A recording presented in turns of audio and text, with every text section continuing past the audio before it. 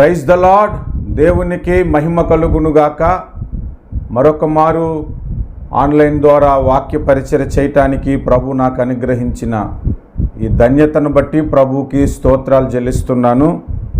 యేసుక్రీస్తు ప్రభు వారు సిలువలో పలికిన మాటలలో రెండవ మాటగా చెప్పబడుతున్న మాటను మనం చదువుకొని వాక్య ధ్యానములోనికి మనము వెళ్దాము. లూకా సువార్త 23వ అధ్యాయము 43వ వచనము. అందుకాయన వానితో, నేడు నీవు నాతో కూడా పరదైసులో ఉందువని నిశ్చయముగా నీతో చెప్పుచున్నాను. నేను ప్రార్థన చేసుకుందాము. ప్రేమ కలిగిన మా తండ్రి, నమ్మకమైన నా ప్రభువా, సర్వాధికారి, వాగ్దానములు చేసి వాగ్దానములు నెరవేర్చువాడా, ప్రార్థన ఆలకించువాడా, ప్రతిఫలమిచ్చువాడా, మీ నామమున స్తుతిస్తూ మరొక మారు సిలువలో మీరు పలికిన మాటలలో రెండవ మాటను ధ్యానించటానికి నాకు ఇచ్చిన ఈ అవకాశమును బట్టి కృతజ్ఞతలు చెల్లిస్తూ ఉన్నాను. ఈ వాక్య ధ్యానమంతటిలోను మీ పరిశుద్ధాత్మ నడిపింపు దయచేయమని యేసుక్రీస్తు నామమున ప్రార్థిస్తున్నాను పరమ తండ్రి, ఆమేన్. ప్రభునందు ప్రియులారా,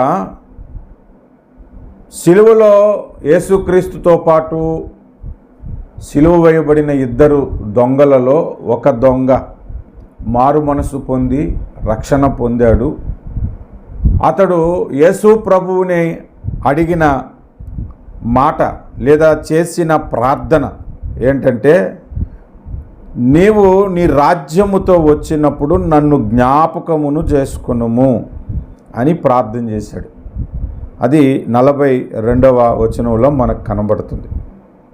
ఆయన, యేసు, నీవు నీ రాజ్యములోనికి వచ్చినప్పుడు నన్ను జ్ఞాపకము చేసుకొనమనేను అనే మాట. ఆ ప్రార్థనకు ప్రతిఫలముగానే పలికిన మాటే యేసు ప్రభు సిలువలో పలికిన రెండవ మాట. అందుకాయన వానితో, నేడు నీవు నాతో కూడా పరదైసులో ఉందువని నిశ్చయముగా నీతో చెప్పుచున్నాను నేను. పరదైసు అంటే ఏమిటి? పరదైసు ఎందుకు? ఈ పరదైసుకు ఎన్ని పేర్లు ఉన్నాయి అనేది మనం నేర్చుకుందాం ఈరోజు. ఈ పరదైసుకు ఆయా చోట్ల బైబిల్లో ఏమని రాయబడి ఉందంటే, మృతుల లోకము అని ఒక చోట రాయబడి ఉంది. ఆదికాండం 37-35వ వచనంలో యాకోబు తన కుమారుడైన యోసేపు చనిపోయాడనుకొని, నేను కూడా ఓదార్పు నొందలేకపోతున్నాను, నా బాధ నివారణ కావట్లేదు, నేను చనిపోయి మృతుల లోకమునకు నా కుమారుని యొద్దకు వెళ్ళిపోతాను అని అన్నాడు. అంటే యోసేపు చనిపోయాడు అనుకున్నాడు కాబట్టి చనిపోయిన వారు ఎక్కడికి వెళ్తారో అది యాకోబుకు తెలుసు అన్నమాట. కాబట్టి పరదైసుకు మృతుల లోకము అనే పేరు ఒకటి ఉన్నది. తర్వాత పరదైసుకు ఇంకొక పేరు ఏంటంటే నెమ్మది కలిగించే స్థలము. దానికి ఇంకొక పేరు నెమ్మది కలిగించే స్థలము, అబ్రహాము రొమ్ము అని కూడా లూకా సువార్త 16:22లో రాయబడి ఉంది. ఇంకా మనం చూస్తే ఎఫెసీ పత్రిక 4వ అధ్యాయం 8వ వచనంలో ఈ పరదేశకు చెర, ఆత్మలు నివసించు చెర అని కూడా కనబడుతుంది. అంటే పరదేశకున్న పేర్లు బైబిల్లో మీకు నేను మొదటిగా చెప్తున్నాను. రెండవది, ఈ పరదేశు ఎందుకు అనంటే, క్రీస్తునందు చనిపోయిన ప్రతి వ్యక్తి వారు నేరుగా పరలోకానికి వెళ్ళిపోవటానికి అవకాశం లేదు. అలాగే క్రీస్తునందు లేని వ్యక్తి చనిపోయిన తర్వాత నేరుగా నరకానికి వెళ్ళిపోవటానికి కూడా లేదు. వీళ్ళకు తీర్పు అనేది ఒకటి ఉంటుంది. ఆ తీర్పు దినాన్న పరలోకానికి యోగ్యులైనటువంటి గుంపుకు వారికి ఎటువంటి మహిమను ఇవ్వాలో ఆ మహిమను నిర్ణయించేంత వరకు ఉండాల్సిన స్థలమే పరదైసు. అలాగే నరకానికి పోయే వారికి కూడా వారు ఎందుకు నరకానికి వెళ్ళిపోతున్నారో వారికి తీర్పు తీర్చేంత వరకు ఉండాల్సిన స్థలమే పాతాళము. ఇంకొద్దిగా లోతుగా వెళ్తే ఎందుకు నేరుగా పరలోకానికి వెళ్ళకూడదు, ఎందుకు నేరుగా నరకానికి పోకూడదు అనంటే మనుషుడు త్రిత్వము, దేవుడు మనుషుడిని త్రిత్వముగా సృజించాడు. వారు పరలోకానికైనా నరకానికైనా త్రిత్వముగానే వెళ్ళాలి. ఎందుకంటే దేవుడు వారికి డ్యామేజ్ చేశాడు, సాతానుడు వారికి డ్యామేజ్ చేస్తే ఆ డ్యామేజ్ను దేవుడు సరిచేసుకోలేడన్న అపకీర్తి దేవునికి ఉండకూడదు. కాబట్టి ఆ అపకీర్తి అనేది దేవునికి ఇబ్బందికరంగా ఉంటుంది. కాబట్టి మరలా వారు త్రిత్వముగానే పరలోకానికి వెళ్ళాలి, నరకానికి వెళ్ళే వాళ్ళు కూడా త్రిత్వముగానే వెళ్ళాలని మత్తయి సువార్త 10:28లో రాయబడి ఉంది. అంతవరకు అనగా వారికి పునరుద్ధానము కలిగి త్రిత్వముగా ఏర్పరచబడేంత వరకు వారు నివసించటానికి, ఆ ఆత్మలు క్షేమముగా ఉండటానికి దేవుడు ఏర్పాటు చేసినటువంటి స్థలమే పరదైసు. నరకానికి పోయేవారు కూడా నరకానికి పోకముందు వాళ్ళు ఎందుకు నరకానికి పోబోతున్నారు, ఆ తీర్పు దినము వచ్చేంత వరకు వారు కూడా ఉండటానికి ఏర్పాటు చేసిన స్థలమే పాతాళము. అనగా పాతాళము కానీ పరదేశు కానీ రెండు కూడా ఆత్మలు నివసించే స్థలము, వారికి శరీరాలు లేకుండానే ఉండే స్థలము అది. ఉదాహరణకు మనం ట్రైన్ జర్నీ చేసేటప్పుడు రైల్వే స్టేషన్కి వెళ్తాం. అక్కడ వెయిటింగ్ హాల్ ఉంటుంది. కొన్ని చోట్ల ఏసీ వెయిటింగ్ హాల్ ఉంటుంది, కొన్ని చోట్ల నాన్ ఏసీ వెయిటింగ్ హాల్ కూడా ఉంటుంది. ఈ ఏసీ వెయిటింగ్ హాల్కి కాస్త డబ్బులు పే చేయాలి. లోపలికి వెళ్ళిన తర్వాత ఫోన్ ఛార్జర్ ఉంటుంది, బాత్రూమ్ ఉంటుంది, చక్కగా ఏసీలో ఉంటే టీవీ ఉంటుంది. ట్రైన్ వచ్చేంత వరకు రిలాక్స్ అయి ఉంటారు. నాన్ ఏసీలో కూడా ఉంటుంది, కాకపోతే కాస్త వేడిగా ఉంటుంది, ఉక్కగా ఉంటుంది, సరైనటువంటి మెయింటెనెన్స్ ఉండదు. ఈ రెండు ఎలాగో పాతాళము పరదైసులు కూడా అంతే. పరలోకానికి వెళ్ళక ముందు ఒక వెయిటింగ్ హాల్ లాగా పరదైసు ఉన్నది, నరకానికి వెళ్ళటానికి ముందు ఒక వెయిటింగ్ హాల్ లాగా పాతాళము ఉన్నది. కాబట్టి దేవుడు ఆత్మలను భద్రము చేయటానికి ఆ పాతాళమును కానీ పరదైసును కానీ దేవుడు ఏర్పాటు చేశాడు. పాతాళమును గూర్చి చాలా లోతైన విషయాలు ఇదివరకు నా వీడియోలో చెప్పాను. పరదేశును గూర్చి కొన్ని విషయాలు నేను చెప్తాను. అసలు పరదేశులో ఏముంటుంది అనంటే, మొట్టమొదటిగా పరదేశులో నెమ్మది ఉంటుందని లూకాసు వార్త 16:25 అబ్రహామే ఆ మాట పలుకుతూ ఉన్నాడు. లాజరైతే ఇక్కడ నెమ్మది పొందుచున్నాడు అని రాయబడి ఉంది. నెమ్మది పొందుచున్నాడట. తర్వాత పరదేశులో విశ్రాంతి ఉంటుంది. ఇంకా మనం ఆలోచిస్తే పరదేశులో వేరే భాష ఒకటి అక్కడ ఉన్నట్లు మనకి కనబడుతుంది. ఎక్కడంటే 2వ కొరింథీ పత్రిక 12:4 వచింప సఖ్యము కాని మాటలు పౌలు భక్తుడు విన్నాడంట. దానికి ముందు వచనాలు చదివితే 14 ఏళ్ల కిందటే చనిపోయిన ఒక వ్యక్తి పరదేశులో ఉండుట నేను చూశాను. అతడు శరీరంతో కొనిపోబడ్డాడు, శరీరం లేక కొనిపోబడ్డాడు, నాకైతే తెలియట్లేదు అని అన్నాడు. అంటే శరీరము ఆత్మ ఒకేలాగా కనబడేటట్లుగా అక్కడ ఆత్మ ఉంటుందన్నమాట. అతడు వచింప సఖ్యము కాని మాటలు మాట్లాడుతున్నాడంట. అంటే అక్కడ ఒక ప్రత్యేకమైన ఆత్మలు మాట్లాడుకునే భాష ఒకటి ఉన్నది అని అర్థమవుతుంది. ప్రకటన గ్రంథము 2:7 పరదేశులో ఉన్న జీవవృక్ష ఫలములను నీకు భుజింపనిత్తును అన్నాడు. ఒకప్పుడు ఈ జీవవృక్షము ఏదైనా తోటలో ఉండేది. ఆ ఏదైనా తోటలో ఉన్న ఆ జీవవృక్షమును వేళ్లతో సహా దేవుడు పెకిలించి పరదేశులో నాటాడు. ఇప్పుడు మనుషులు చెట్లు ఒక దగ్గర నుంచి ఇంకో దగ్గరికి ప్లాంటేషన్ చేస్తున్నారు, ట్రాన్స్ఫర్ చేస్తున్నారు. కానీ దేవుడు ఈ సిస్టాన్ని కూడా ఎప్పుడో మొదలుపెట్టాడు, ఆది కాండములోనే. అంటే పరదేశులో జీవవృక్షము ఉన్నది. ఆ జీవవృక్షము పరదేశంలో ఎందుకున్నదనంటే అది తింటే జీవము కలుగుతుంది. ఏదేను తోటలో ఆదామవ్వలను దాన్ని తినే అవకాశము దేవుడు కలుగు చేయలేదు. 3:22 మనం చదివితే, జీవవృక్ష ఫలములను చేయి చాపి ఆదామవ్వలు తిని నిరంతరము జీవించుదరేమో అని ఆ జీవవృక్షమునకు పోవు మార్గమున అటు ఇటు తిరుగు ఖడ్గ జ్వాలలను పెట్టేశాడట. కేరూబులను కావలి ఉంచినట్లు మనకి కనబడుతుంది. కానీ పరదేశంలోని తినటానికి అవకాశం ఇచ్చాడు. ఎందుకంటే ఇంకా పరదేశం నుంచి అటు మనం పరలోకానికి నిత్య జీవానికి వెళ్ళిపోతాం కాబట్టి ఆ నిత్య జీవము మనకు కలగటానికే పరదేశంలో జీవవృక్షం ఉన్నది. పరదేశం అంటే నెమ్మది, పరదేశం అంటే విశ్రాంతి, పరదేశంలో వేరొక భాష ఉన్నది, పరదేశంలో జీవవృక్షం ఉన్నది, పరదేశంలో భక్తుల అనుభవాలు కనబడతాయి. భక్తుల ఎక్స్పీరియన్స్, వారి భక్తి జీవితంలోని అనుభవాలు మనం మాట్లాడుకోవచ్చు.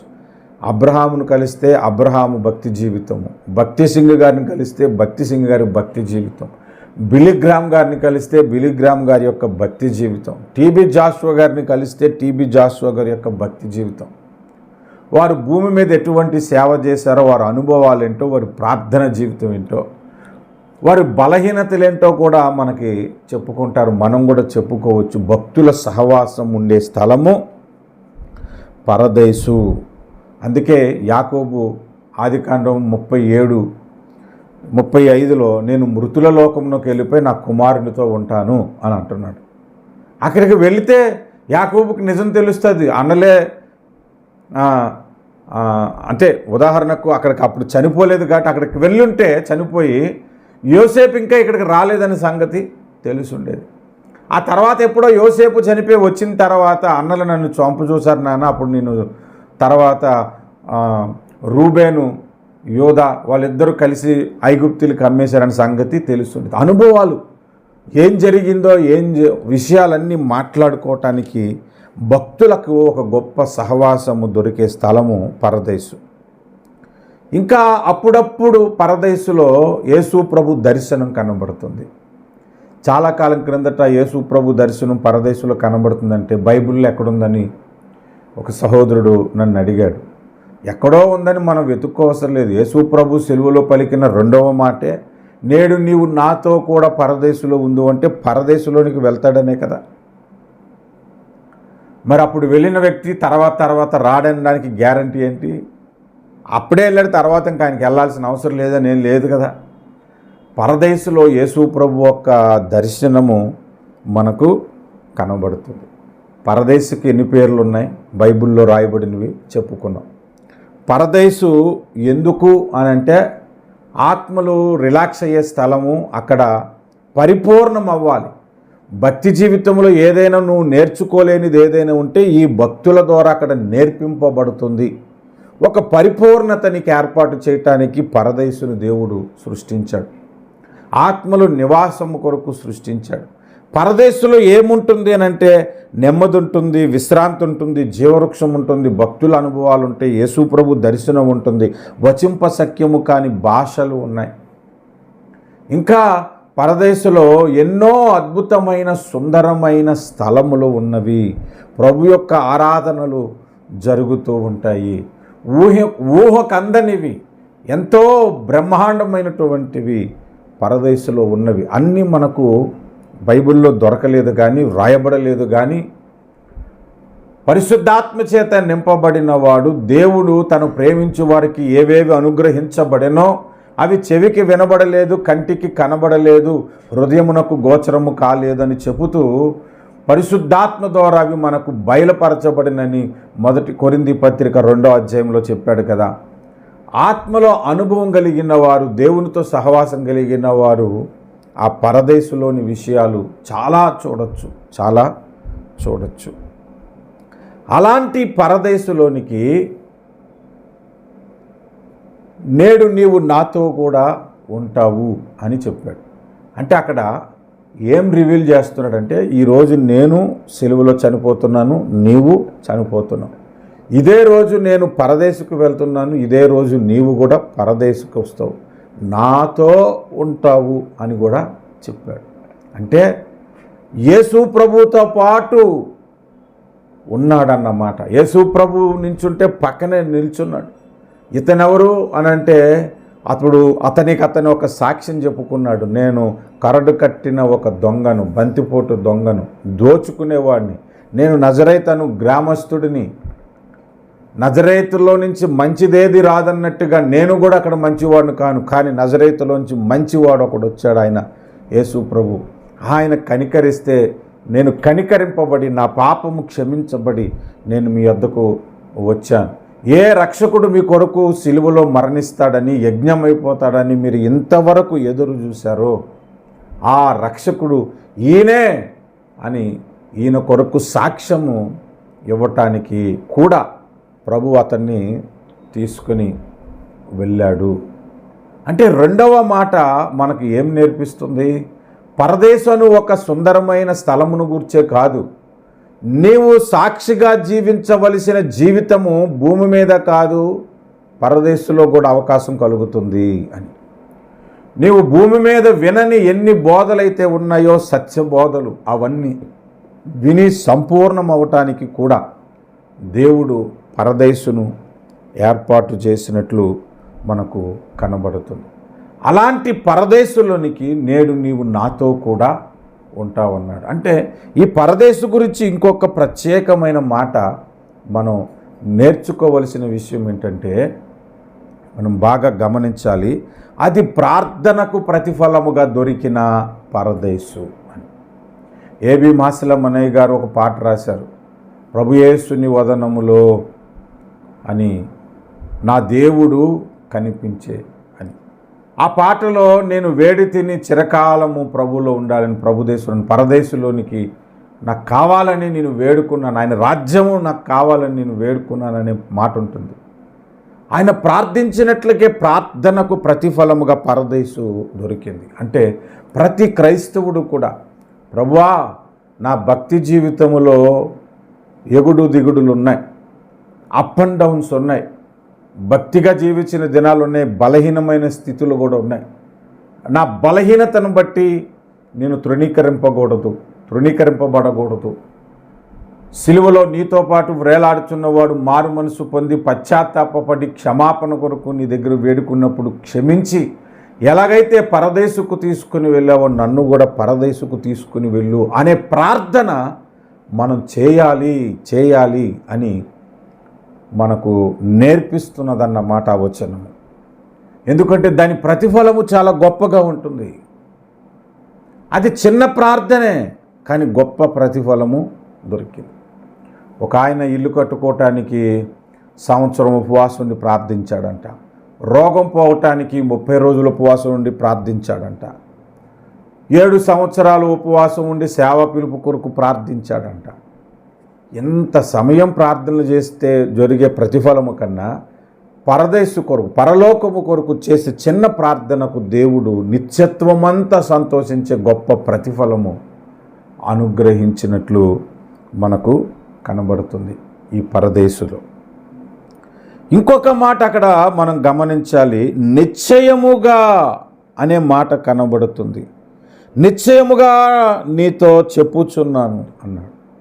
యేసు ప్రభువు నిశ్చయముగా అనే మాట ఎప్పుడైనా మాట్లాడితే మీరు గమనించండి, ఆయా సందర్భాల్లో నిశ్చయముగా అనే మాట ప్రభు బలను గురించి, మారు మనసు పొంది రెండవసారి జన్మించాలని చెప్పే సందర్భంలోనూ నిశ్చయముగా అనే మాటలు కొన్ని చెప్పాడు. అంటే ఇంకా కన్ఫామ్ అన్నమాట, షూర్లీ, డ్యామ్ షూర్, 100% నీకు దొరికే ప్రతిఫలం అది అని మనకు నేర్పిస్తున్నాడు ఆ వచనములో. నేడే నీవు నాతో కూడా పరదేశులో ఉందువు అన్నాడు. ఈ నేడే అన్న మాట, నేడు ఆయన శబ్దము వినిన ఎడల, ఆయన స్వరము వినిన ఎడల, నేడే రక్షణ దినమని మనకు బైబిల్లో కొన్ని వచనాలు కనబడుతున్నాయి కదా. అలాగే ఈరోజే మనం పరదేశుకు అర్హులముగా మారాలని ఆ వచనము మనకి నేర్పిస్తుంది. యేసు ప్రభు సిలువలో పలికిన రెండవ మాటలో మనకు నెమ్మది కలిగించే, దేవుని రాజ్యానికి యోగ్యముగా చేసే ఒక స్థలం ఉన్నదని తెలియజేస్తూ, ఆ స్థలము యొద్దకు మనం వెళ్ళటానికి మనలను ప్రేరేపిస్తున్న అద్భుతమైన మాట. యేసు ప్రభు సిలువలో వేలాడుతున్నప్పుడు ఈ మాట పలికేటప్పుడు అక్కడ రోమా సైన్యము చుట్టూ ఉన్నారు. ఇంకా మరియమ్మ ఉన్నది, యోహానను శిష్యుడు కూడా అక్కడ ఉన్నాడు. ఎందుకంటే 3వ మాట మనం చదువుకునేటప్పటికి దానికి ముందు 2వ మాటకి మాట పలికినప్పుడు వాళ్ళందరికీ ఒక సందేశాన్ని ఇస్తున్నాడు. మరణం తర్వాత యేసు ప్రభు పరదేశుకు వెళ్తున్నాడు, ఆయనను అంగీకరించేవారు కూడా పరదేశుకు వెళ్తారు అనే ఒక నిశ్చయత కలిగిన బోధ అక్కడ యేసు ప్రభు చేశాడు. ఆ మాటలో మనం నేర్చుకోవలసింది బోధ కూడా, ఆ మాటలో మనం నేర్చుకోవలసింది సాక్ష్యము, ఆ మాటలో మనం నేర్చుకోవలసింది ప్రార్థనకు ప్రతిఫలము, ఆ మాటలో మనం నేర్చుకోవలసింది ప్రభు వాగ్దానం చేశాడు, ఆ వాగ్దానం ప్రకారంగానే అతన్ని పరదేశకు తీసుకుని వెళ్ళాడు. అంటే వాగ్దానము. ఇప్పుడు చూడండి, ఆ మాటలో మనకు సాక్ష్యము కనబడుతుంది, వాగ్దానము కనబడుతుంది, ప్రార్థనకు ప్రతిఫలము కనబడుతుంది. అది 100% దేవుడిచ్చే పరిస్థితి మనకు కనబడుతుంది. ఒక సుందరమైన ఒక లోకాన్ని దేవుడు మనకి పరిచయం చేస్తున్నాడు ఆ మాటలు. కనుక ప్రియమైనటువంటి వారలారా, మనమందరము యేసు రాకడకు మునుపు చనిపోతే వెళ్ళవలసిన స్థలము పరదేశు, పాతాళానికి కాదు. యేసునందు మృతి చెందిన వారు, క్రీస్తునందు మృతులైన వారు ధన్యులను వ్రాయము అని ఎందుకు అన్నాడంటే, చనిపోయిన తర్వాత క్రీస్తునందున్న మృతి పరదేశుకు వెళ్తాడు, నెమ్మది కలిగిన స్థితికి వెళ్తాడు, ఆనందము కలిగిన స్థితికి వెళ్తాడు, విశ్రాంతి పొందు ఆత్మల యొద్దకు వెళ్తాడు, భక్తుల సహవాసము మనకి కలుగుతుంది. కొన్ని చోట్ల భక్తులు ఎవరైనా పెద్ద స్పీకర్ వచ్చారనుకోండి, ఆయన దగ్గర ఫోటోలు తీసుకోవడానికి ఊరికే త్వరపడుతుంటారు. మరి కొంతమంది నాతో ఫోటో తీసుకుంటే 10,000, భోజనం చేస్తే 50,000 అని చెప్పుకుంటారు. నిన్ను ఏ పాస్టర్ గారి దగ్గరికి వెళ్ళి ఫోటోలు తీసుకోవడానికి అంత ఇంట్రెస్ట్ చూపించిన అవకాశం ఉంటే తీసుకుంటారు, లేకపోతే లేదు, తీసుకోలేదని అనట్లే.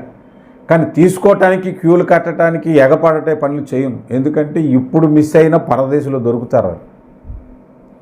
పరదేశంలో వారితో సహవాసమే చేస్తాం మనము. కొంతమంది విశ్వాసులు ఆ పాస్టర్ గారితో పాటు కూర్చోవాలని ఉందండి, ఆ పాస్టర్ గారితో పాటు మాట్లాడాలని ఉందండి, కొద్దిగా అవకాశం ఇస్తారా అని నేను మీటింగ్లు పెట్టేటప్పుడు నన్ను అడిగేవాళ్ళు ఉంటారు. ఎందుకు అంత కంగారు? ప్రతి భక్తునితో మాట్లాడే అవకాశము పరదేశంలో మనకు దొరుకుతుంది. అక్కడికి వెళ్ళటానికి మనం ప్రయత్నించాలి, అక్కడికి వెళ్ళటానికి మన ప్రార్థన జీవితం మనం కలిగి ఉండాలి. ఇది ప్రభు మనతో మాట్లాడుతున్న మాటలు. కనుక ప్రతి ఒక్కరము పరదేశుకు వెళ్ళాలని ఆశిస్తూ ఈ సిలువలో దొంగ చేసిన ప్రార్థన వలె మనం ప్రార్థన చేసి యేసు ప్రభు పలికిన 2వ మాటను మనము స్వతంత్రించుకుందాము. దేవుడు ఇటువంటి కృప మనకు అనుగ్రహించునుగాక. ప్రార్థన చేసుకుందాము.